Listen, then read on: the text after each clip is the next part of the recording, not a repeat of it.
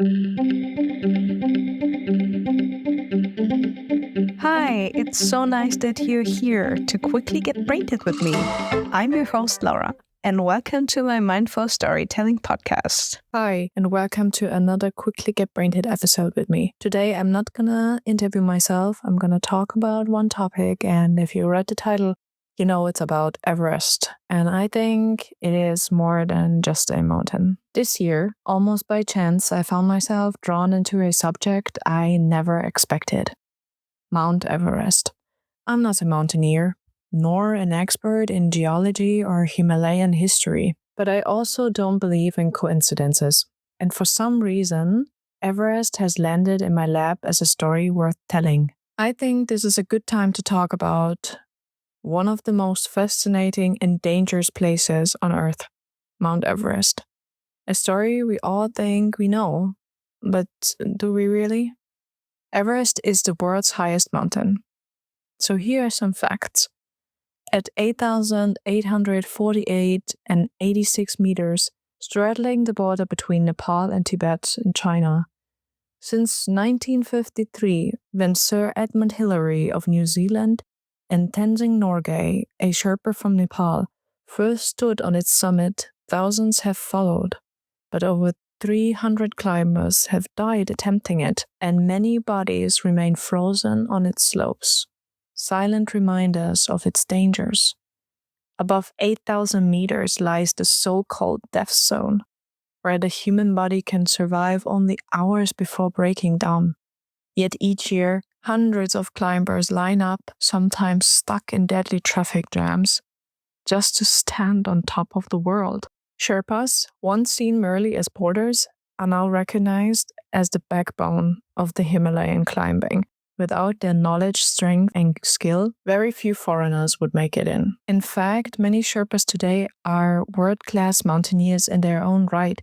Sherpa climbers like Nirmal Nimsporja, who summited 14 peaks above 8,000 meters in under 7 months, have shown that they are not just helpers, they are the world-class mountaineers rewriting history. Those 14 peaks over 8,000 meters, most in Nepal and Pakistan, with one Chomolungma in Tibet, includes some even more dangerous than Everest, such as K2 or Annapurna 1. This is deeply impressive and should earn even more attention, showing the world the true magic and strength of the Nepali people. But Everest is not just a mountain. In Nepalese and Tibetan culture, it is called Chomolungma, Mother Goddess of World. For locals, it is sacred ground. Climbers traditionally seek the blessing of the mountain gods before ascending. So there are even modern stories of climbers here, atheists included, who after reaching the summit and returning safely, describe feeling transformed into humbled, spiritual, sometimes even religious states of minds. Everest has a way of stripping human arrogance down to something more fragile, more reverent, showing us our beautiful human side again and forcing us to find peace in an unforgiving place. Otherwise, you could lose your life at the mountain's footsteps. If you came here today just to hear more facts and figures, you are in the wrong place, sadly. There are countless documentaries, books, and podcasts that do that far better than I could ever. I've linked some below for you to check out. They're really worth it. What I want is something deeper. As a wise saying goes, if you want to take 2 steps forward, you need to go 4 steps deep. So today, let's go deeper. Because Everest is more than just a rock and ice. It's a mirror for the human spirit, our courage, our greed, our humility, our ego. And yet Everest today is also over-commercialized. Permits cost $10,000s of dollars. Guiding companies market it as a bucket list adventure. Climbers leave behind oxygen bottles, trash, and sometimes even the bodies of those who never return. For some, the summit becomes a stage for social media stunts, proposal selfies, even backflips. But is there really respect? Or is it just our modern human way to use anything and everything to our advantage with no regard for the consequences? It's a very fine line we walk here.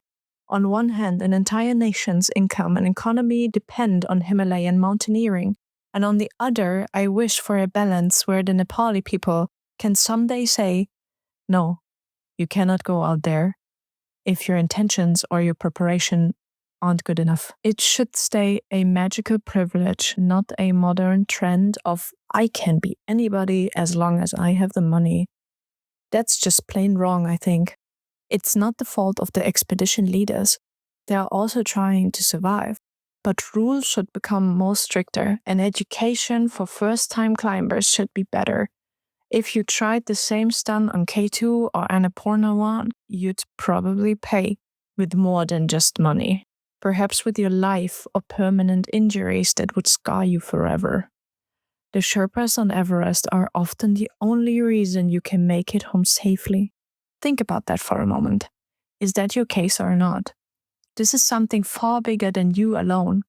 You could never do this without them. Maybe that puts things into perspective. Your money doesn't protect you up there. It's not nearly enough. Everest has always held a mystery. In the 1920s, George Mallory and Andrew Sandy Irvine attempted as the first people to summit, but they mysteriously vanished, swallowed by the mountain. Mallory's body was found in 1999, decades later, but Irvine's remains and the camera possibly containing a third worst summit photo have never been discovered, but only a boot of Irvine. Did they reach the top before anyone else? We will never know, and Everest holds other tragedies as well. In 1996, a sudden storm killed 8 climbers in a single night, a disaster recounted by journalist John Krakauer in Into Thin Air. The lesson is clear: you don't conquer Everest. Only the mountain itself allows you to leave. No matter who you are, a mountaineering leader or an inexperienced climber, the rules are the same. Some, like Nadir Denoon, have managed to summit with little experience and come back alive. But that was luck. And thanks to an incredible team, do you really want to rely on luck? Do you want to push your body to the edge, risking mountain sickness and long-term damage? A slow and crawling problem hiding after this adventure. Is this worth it? What will you do with the pain? How will you tell your story to inspire or to brag? Be a little bit more like Reinhold Messner, one of the greatest climbers in history, who often reminds us this is not for everyone. Trophy hunting on Everest, no matter the casualties, is where people go wrong. This has nothing to do with spirituality, sport, or personal discovery. It's just wrong and obnoxiously superficial. It's somewhat the same with our pendant, the Zugspitze in Germany. For some, it's only about showing off. Oh, it was so easy. Or, oh, I'm so totally inexperienced and I just summited. Haha. Okay, wow. I'm really not impressed. The opposite, actually. I am really angry. They just don't get it, do they? But I guess if I look at the history, it isn't much of a surprise. Some of the most experienced climbers have lost their lives up there, while others sacrifice themselves to save companions. That to me is the true essence of mountaineering. Not ego, but selflessness. What do you think about that? Ask yourself before you go up there. Would you do the same? Do you need a Sherpa or a porter to do 70% of the work for you? Do you need to be carried up or down? Most importantly, can you carry your own gear or even save someone else if needed? Can others count on you too? If not, then simple. Don't go, period. Everest should remain a place of humility, not conquest. If you believe you're strong enough to climb it, show respect, not by planting a flag or chasing a selfie, but by carrying down trash, helping other climbers, and honoring the dead. Because Everest doesn't care about your money or your pride. No amount of wealth, status, or arrogance will guarantee your survival. Up there, nature is raw and merciless. The only way down is if the mountain lets you go, and this is how it always should be. The irony is that Everest is both over-commercialized and still brutally selective. It still costs a tiny fortune for some people. It demands years of training, And yet some climbers arrive unprepared, treating it like a trophy to buy. This puts Sherpas, the real heroes, at risk as they guide those who may have no business being up there. A truly wise society would draw a line here. Not everyone should climb Everest. Mallory once said, when asked why he wanted to climb, he simply stated, because it's there. That was enough for him, but is it enough for us now? Why do we still chase higher, faster, better, sometimes at a cost of the very things that give us life? True evolution isn't about conquering or destroying nature so we can conquer it. It's about respecting it. In the end, too much of it is always about me, me, me.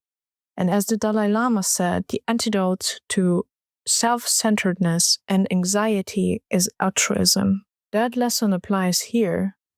Sometimes the braver, wiser choice is not to climb at all. To say, no, this is not for me. And let others with a deeper purpose take that chance instead. To admire from afar, to be grateful when others return safely. That is what Everest should represent. Not a checklist item, not a playground for ego, but a sacred, humbling reminder of what it means to be human. A magical place that shows us how to live, not just as individuals, but as a better society. Thank you for staying until here. It was a really important topic for me to share this, and I showed myself very vulnerable with my personal reflection on this very latest topic on social media and everywhere. I hope you have a few thoughts to that. Don't hesitate to share your stories, and I hope to hear from you very soon. Have a wonderful day. Goodbye.